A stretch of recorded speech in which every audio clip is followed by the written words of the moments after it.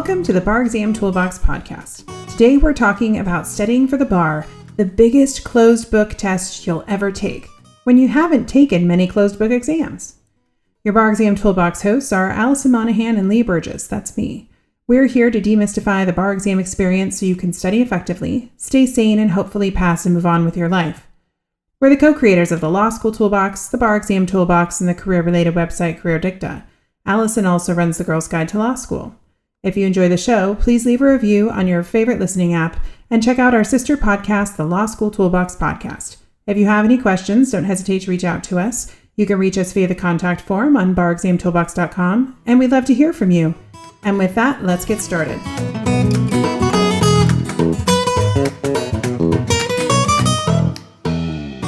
Welcome back to the Bar Exam Toolbox podcast. Today, we're talking about how to approach a closed book test when you haven't taken that many in law school. Well, to you, Lee, the idea that someone never took a closed book exam or very few in law school must seem a bit crazy, no? Absolutely. I took mostly closed book exams in law school and very, very few open book exams, probably like 4 or 3. I don't know, I've kind of blocked it out. But studying for closed book exams seemed very normal to me. And then when I started to learn that especially almost the more elite the school got, the less of these closed book exams they did, really made me scratch my head. Yeah, I mean, the school I was at, I took half of my evidence exam, which was my final semester, was multiple choice and closed book. And that was literally the only test I had the entire time in law school that was closed book. And at the time we were just like, are you joking? Like, he expects us to memorize things? Like, what? Can he do this? Like, is that allowed? And it was an adjunct professor who was a practitioner. So we're like, well, probably they just let him do it. But like, this is really not normal. Yeah.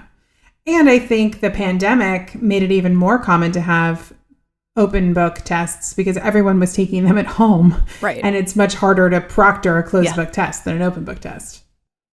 Yeah. So I think even, it kind of moved down the food chain with the pandemic. And, I think some schools are starting to go back to the more in-person, like closed book stuff. But I mean, a lot aren't. And it is this reality, you may have come from a situation where you took almost no closed book exams or none at all. And suddenly you're faced with the bar. I don't know, maybe lower ranked schools actually prepare students better for the bar. I mean, they probably teach more case law or more actual law.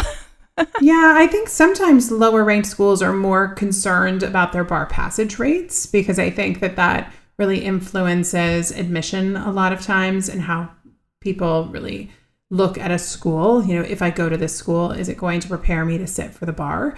And I think there is a motivation to make sure that there are students who may not be as innately good at taking tests as someone who goes to kind of a quote unquote higher ranked school or more prestigious school, that they may want to create more structure around this, more practice to better prepare them for the test.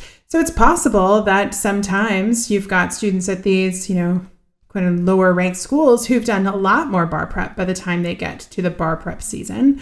I think that's why you see people from Stanford, Harvard, like other Ivy League schools failing the bar. Oh, yeah. I mean, we never spoke about the bar exam in 3 years at Columbia. I mean, I think at the end they were like, hey, you guys need to sign up for the bar and pick a course or something, like figure it out. And I think, not having closed book tests is one of those reasons that people do fail from, who are used to being successful at things. We get calls every year from students at these schools who are like, I went to Stanford Law School. I've never failed anything in my life. I just failed the bar. How did this happen? Mm-hmm. And, there are a number of reasons, but one reason is you're not really used to taking closed book legal exams. That's just the reality. Yeah. Yeah. And these take-home exams that are often more theoretical move further away from the black letter law. Maybe they're more about policy. Maybe, that's not what the bar's like. So you may kind of get hit kind of with two challenges. You didn't take these closed book exams, so you aren't used to memorizing the black letter law in these core subjects. And second, the bar exam is full of issue spotters, which maybe a lot of your exams weren't. Oh, yeah. I always loved like the 48-hour take home in a class I wasn't really that prepared for. I'm like, you give me 48 hours, I can write anything, Like, that's not what the bar exam is, though. Yeah, exactly. So I think think it is important, if you haven't taken a lot of closed book exams, that you really think about bar prep in a slightly different way. So Alison, what do you think that students who aren't as well versed in studying for closed book exams need to think about? Well, I think you just need to recognize, number one, this is a closed book exam, and really think about that from the beginning and really factor that into how you're planning to learn this material. And my first kind of suggestion is really to limit the amount of material you're actually trying to learn. So I think if you sign up for kind of a typical bar course and get kind of inundated with all of these videos that you're watching, and you might be spending, multiple days on a certain topic, and, it seems so overwhelming, the amount of material. You've got stacks and stacks and stacks of books. And, most people are thinking, how in the world am I ever supposed to learn all this? And the answer is you really can't memorize all of that. So right. My best advice is really start from the beginning, limiting the amount of material you're even going to try to learn. So pick up something like some of our favorite outlines that we often use with our students, which are the Smart Bar Prep outlines. I think I forgot to look, but I think the overall total of that is somewhere between 200 and 300 pages of material for like the entire exam. So that's something you could actually work with, but not something that's like telephone books big. Yeah. Also, it's important to think about kind of how we learn. So usually we want to learn more general information first and then add in nuances. And I think the problem with a lot of the bar prep outlines that you get is it's just all the information. It's just like, here's your... There's no hierarchy. There's no hierarchy. There's no, like, this is must know. This is a nuance. It's just, here's your super long outline, and it's your job to learn everything in it. And that's just practically impossible. You're not going to know every single piece of law that's on the bar exam. So you really have to think about, how we learn anything. You don't learn to speak by speaking really complicated sentences, right? We start to speak in like short, concise sentences. You have to memorize this material in the same way. You're going to memorize the general rules that are most applicable, and then you will learn the nuances. That's kind of how our brains work. Right.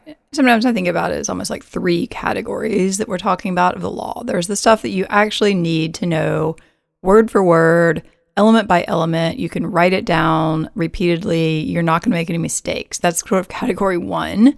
Then there's stuff that you need to have a decent recall and familiarity with, but you probably don't need to know word for word. It's not going to make a difference if you say it one way versus saying it the other way. Like, as long as you're basically on point, you're going to be fine. And then there's the stuff that's kind of nice to know, but if you don't know it, even if it shows up, it's going to be some small piece of something, and you're not going to fail the bar because of it. So, right. You can think about, say, for example, with hearsay. So obviously hearsay is going to be tested on the bar exam. Yep. You need the basic rule down cold. You need to be able to say the rule for hearsay word for word, not think about it, write it down quickly, and move on. An out-of-court statement offered for the truth of the matter asserted. There we go. Right. Still have it memorized. Yeah, exactly. So everyone should know that. And each piece of that actually matters, like what is, and there were things you could have like ambiguity around, like what is out of court, and, is it used for the truth of the matter asserted? It's not just that you memorize it, you have to understand it. Right. But you need to know that rule.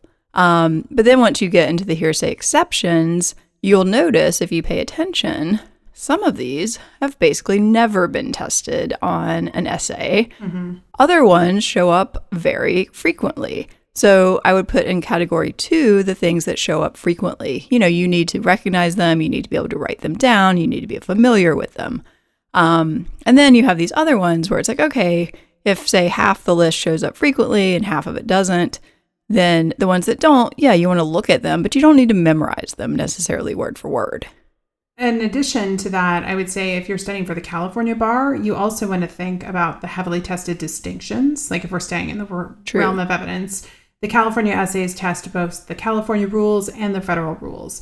And there are a lot of distinctions between the California Evidence Code and the federal rules, but not all of them are going to show up very often.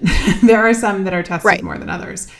So that's another thing, is don't kind of be pulling your hair out, stressed out over all of the possible distinctions. You need to make sure you know the heavily tested distinctions first. And then the other stuff is nice to know.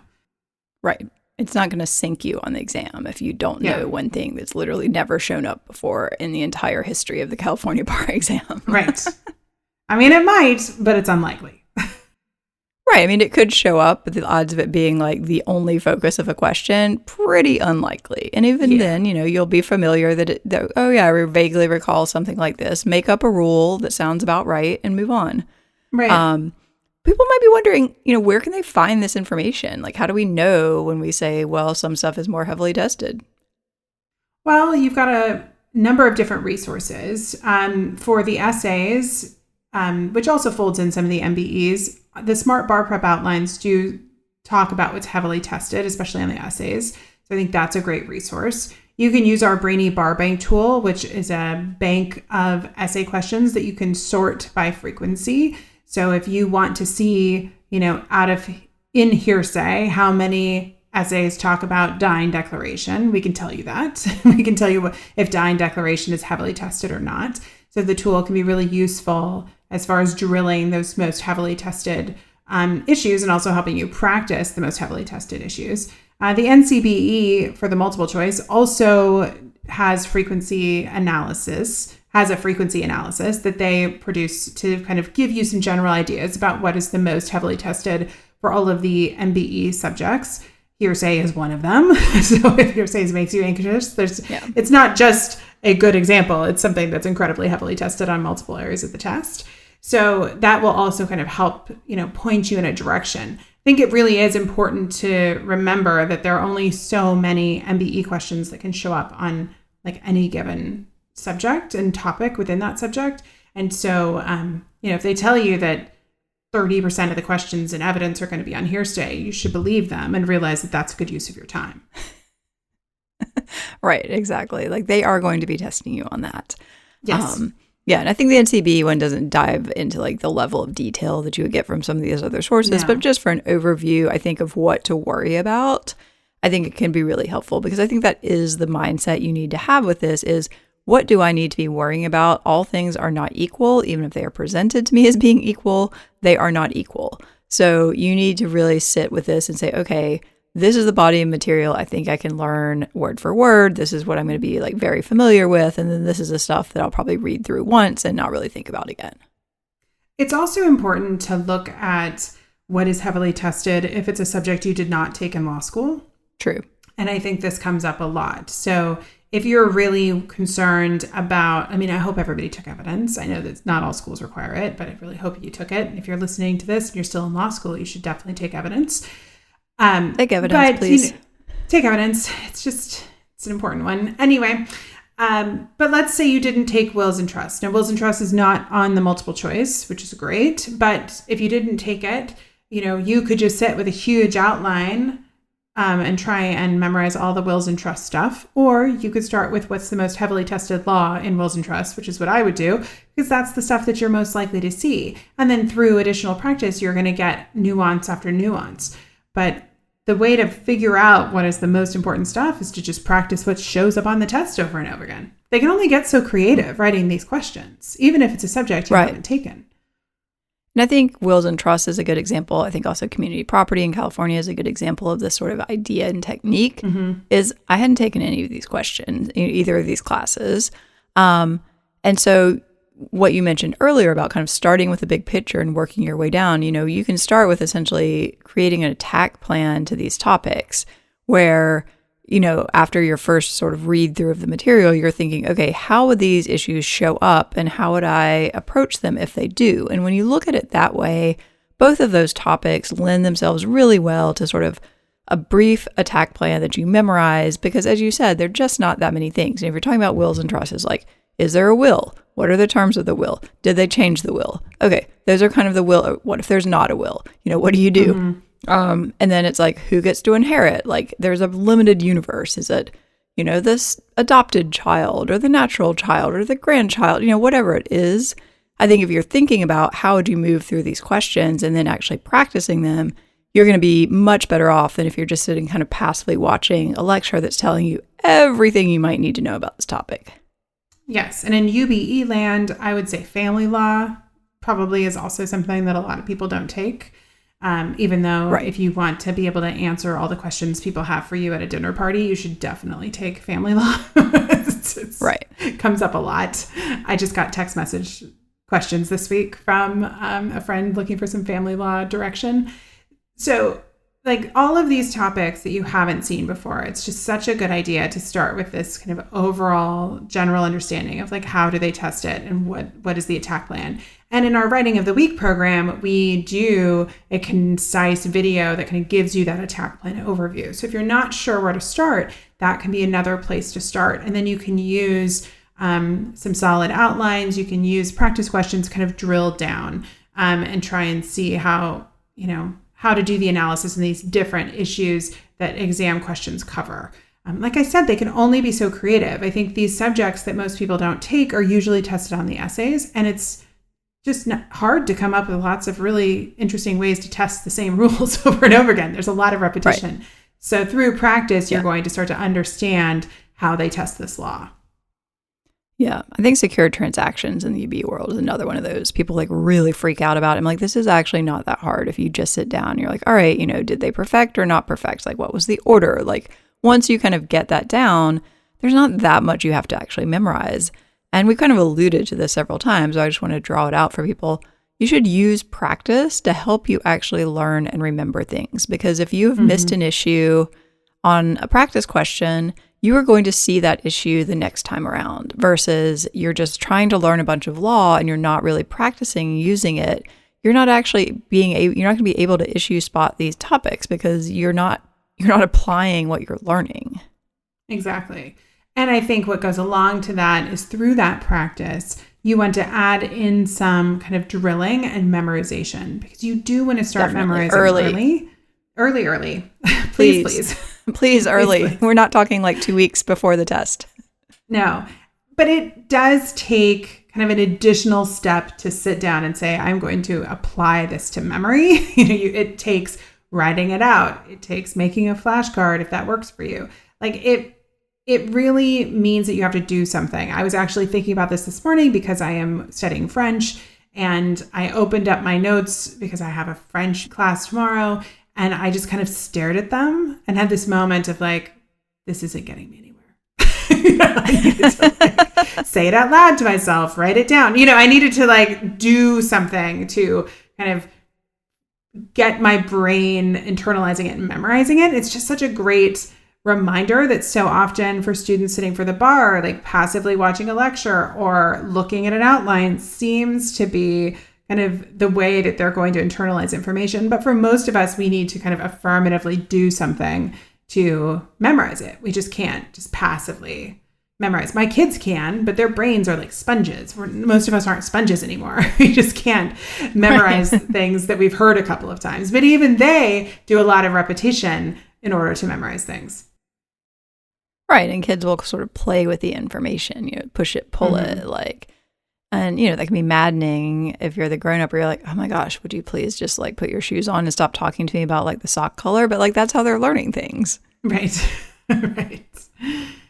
Is it purple? Is it blue? Is it red?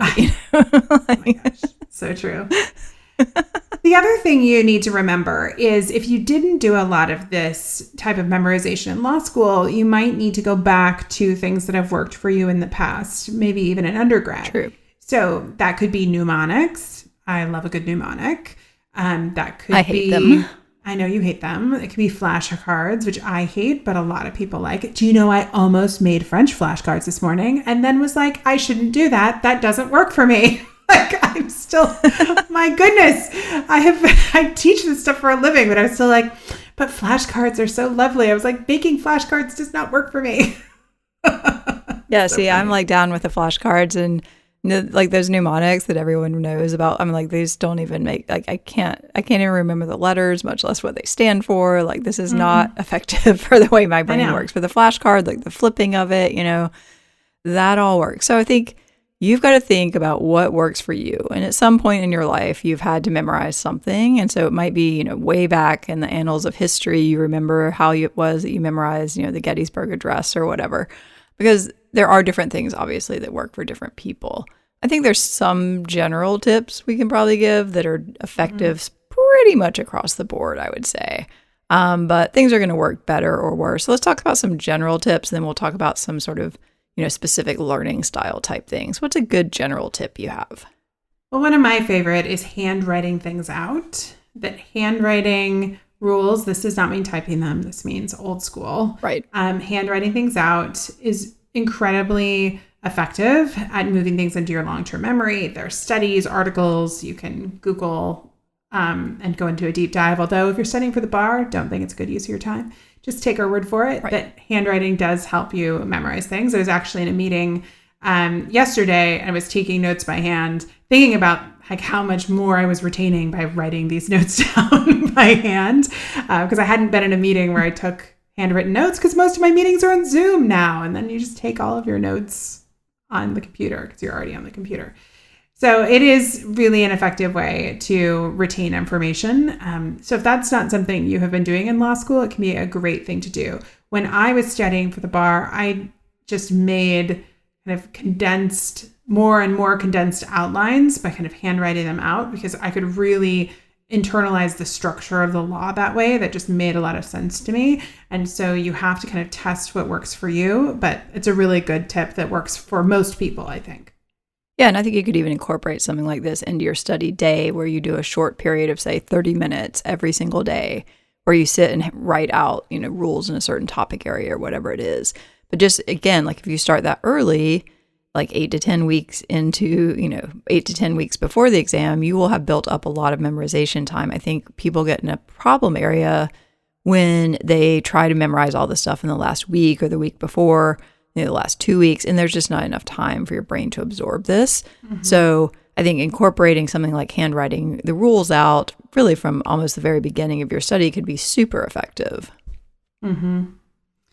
I also think it's a really good idea to quiz yourself. We know that the science also says that quizzing yourself is a very effective way of learning, because making mistakes and then kind of remedying that mistake is a way that we effectively learn. So even though I am not a huge fan of flashcards, this is one way that I do think, you can incorporate flashcards and handwriting together.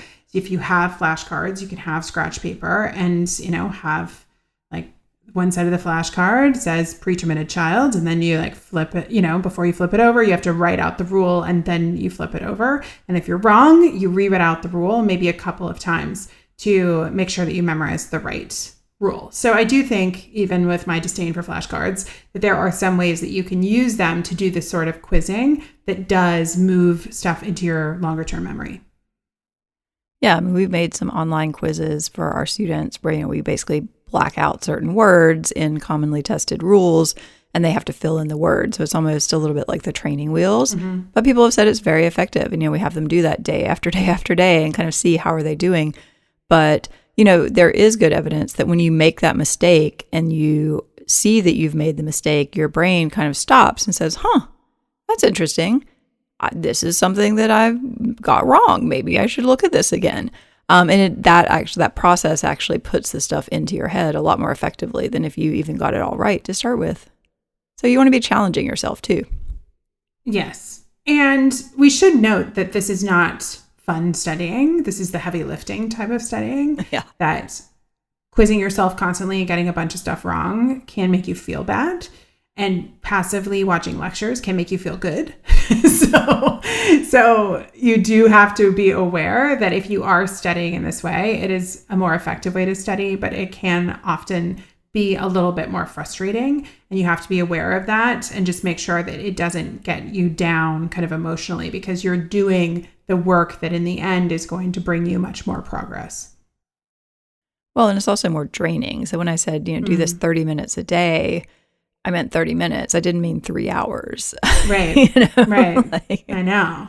Trying to find my 30 minutes to go memorize my French today. I looked at it and it was like, I don't have 30 minutes. I can't do this right now, and had to put it away.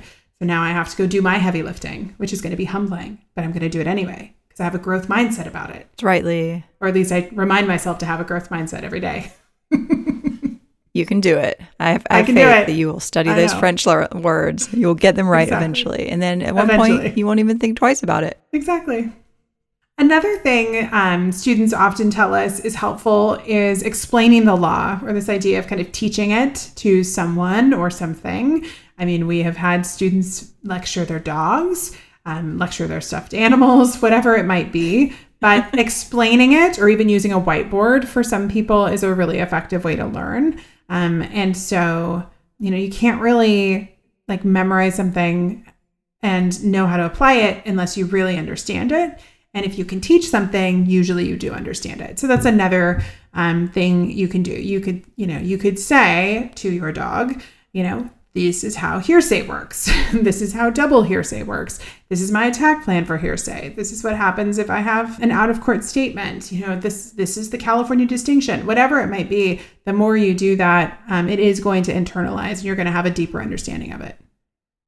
Definitely. And that deep understanding means you're going to be able to have a lot more facility with it versus something where you just memorize some words and then that's it. That's not really, unfortunately, what you're going for here. It's not just like memorizing a poem.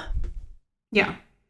I mean, I didn't really do that well in evidence because my teacher was a little bit out there. I didn't like him. I didn't jive with his style. I was way overextended the semester I took evidence. I have since taught many a class in evidence. Like I've taught academic support workshops in evidence over and over again. I've been teaching evidence many, many times since I went to law school. And I just remember teaching evidence in one of those classes being like, if I only understood evidence like this when I took my exam, I would have gotten the highest score in that class. But I did not. I've been very honest with myself. That was a huge mistake on my part. Because I didn't take the time or have the time to put in to really effectively learn it because it's a big subject. There's a lot to memorize and it was a closed book exam. But it does at least always remind me the difference of when you really study something, especially to have to explain it to somebody else or really practice applying it. Because really you'll never understand anything as well as when other people are asking you questions about it. So right. You've really got to understand it then. It is a huge difference. So that's just a great way to check yourself. If you're wondering, like, am I really understanding this law? Try and explain it to somebody else or apply it in a fact pattern. You can do those two things. You're good to go. Yeah, see, I had the opposite experience in my evidence class. It was taught by, I think it was a sitting judge. And he would come in, he would give us basically like a couple of rules for a class. It was a 3-hour class. We met once a week. And he would basically give us a few rules for the day. And then we would spend the entire 3 hours going around like asking, he would just have different hypos and we would just go through the hypos and see how this applied. And that was all we did. And it was like one of the best classes I took and I learned it pretty well. Yeah. See, I would have enjoyed that class. That was not what my evidence class was fun. Yeah. Okay. What about learning style? How does learning style play in with how people should think about memorizing for the bar? Well, I think this is a great question because sometimes people think, or, you see studies like if you're a visual learner, you should do this. If you're auditory, you should do this. The reality is we all learn in lots of different ways. And I think one thing you can keep in mind as we go through these different suggestions that are kind of targeted for different learning styles is you can try all of these and you can kind of mix it up. And that's going to keep things interesting so that your study is not quite as boring. I mean, we can't guarantee your study is going to be like that fun, but at least it's not super boring. So as a visual learner, one thing I've always liked to do is use colors, use diagrams, use drawings. That always helps me remember because if particularly thinking about something like California distinctions, if you have charts or even in your notes, you always put the California distinction in red, for example, and the federal rule is always in blue. And then I'm trying to remember those on the exam. I can literally see them in a different color. Yeah, that makes a lot of sense.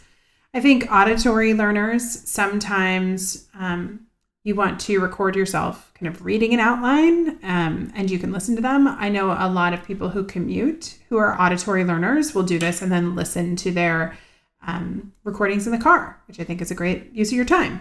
Right. So, you got to work with what makes the most sense to you. But I think there are a lot of options, especially for auditory learners. But everybody asks us for like, when can I find the best audio outlines? And we're like, just record yourself. Sometimes that's the best. Just read it. Just read it. Yeah. If you're going to read it, that's going to get it in one part of your brain. You're going to listen to yourself. That's going to get it in another. I mean, there's not like kind of a magic outline, as we've said many times in many contexts. Unfortunately, it's what makes sense to you. Yeah. So that's also a great opportunity for you to see, like, is what I'm saying even making sense as I'm saying? And if not, you need to learn it differently. Yeah, exactly. And then finally, our kinesthetic learners, not super common in law school, but you can think about this memory palace idea, which is how people who used to memorize like epic poems would essentially use space and things like that for the details. And there's a company called Sketchy Law that unfortunately is not putting out a lot of stuff at this point. I'm not even sure you can buy it, but it was a really great, like, kind of three-dimensional, story-based kind of thing about the law that a lot of people who are kinesthetic learners really, really liked. So that's a little bit less easy to replicate on your own. But you can think about, visualizing a room, and maybe the room has different things in it that are the different hearsay exceptions, and, they interact in certain ways. Things like that can be really helpful. Exactly. So, Alison, any final thoughts before we run out of time? The only thing I would say is if this is not something you're familiar with, which it definitely will not be, depending on the school you come from, you just want to think about how you're going to incorporate memorization into your process from the start. And I think the key things are limit your material, do a lot of practice, and start actual memorizing earlier than you probably are recommended to in your course. Yeah, I think that that's true. And just, there's going to take some experimentation. I made my joke about my growth mindset with my French class, but I do think going into bar prep, especially if it's going to take a lot of memorization that you're not used to, you got to come into it with a growth mindset and remember that this is going to be challenging, but you're up for the challenge, but that failures don't mean you're not going to be able to do it. And if you're struggling, it is just part of the process. If you struggle for too long, you need to pivot and change how you're doing it and try something else. But kind of these little stumbling blocks, these little failures are just part of the process. And it's really important to keep the right mindset. Right, which can be hard for all of our law student perfectionists out there. But this is not a time to lean into your perfectionism. Exactly. Well, with that, I think we're out of time. I want to take a second to remind you to check out our blog at barexamtoolbox.com, which is full of helpful tips to help you prepare and stay sane as you study for the bar exam. You can also find information on our website about our courses, tools, and 101 tutoring programs to support you as you study for the UBE or California bar exam. If you enjoyed this episode of the Bar Exam Toolbox podcast, please take a second to leave a review and rating on your favorite listening app. We'd really appreciate it, and be sure to subscribe so you don't miss anything. If you're still in law school, you might also like to check out our popular Law School Toolbox podcast as well. If you have any questions or comments, please don't hesitate to reach out to myself or Alison at lee@barexamtoolbox.com or Alison@barexamtoolbox.com, or you can always contact us via our website contact form at barexamtoolbox.com. Thanks for listening, and we'll talk soon.